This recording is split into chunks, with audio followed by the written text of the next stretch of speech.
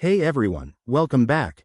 If you're a Discover Bank user looking to send and receive money quickly and securely, activating Zelle is a game changer. In this video, I'll walk you through the entire process step by step. It's super easy and fast, and we'll get you set up in no time for 2025. Zelle is that handy app that lets you split bills or send cash to friends instantly, right from your phone. Plus, with Discover Bank's integration, it's seamless and secure.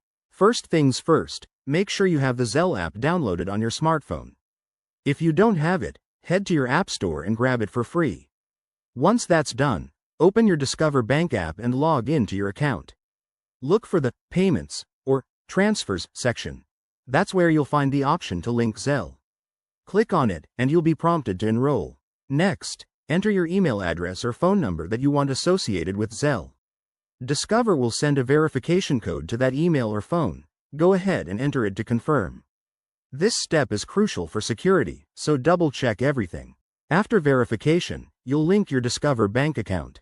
Select your account from the list, and Zelle will do a quick test deposit to ensure everything's connected properly. This usually takes just a minute or two. Once linked, you're almost there. Set up your profile by adding a profile picture and any preferred settings.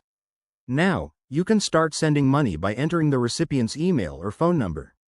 Remember, transactions are typically instant, but always double-check the details before hitting send to avoid any mishaps. A few quick tips. Keep your app updated for the latest 2025 features, like enhanced fraud protection. If you run into issues, contact Discover support, they're super helpful. And always use strong passwords to keep your account safe. There you have it, you've just activated Zelle on your Discover Bank account. Give it a try and let me know in the comments how it goes. If you found this helpful, hit that like button and subscribe for more banking tips. Thanks for watching, and see you next time.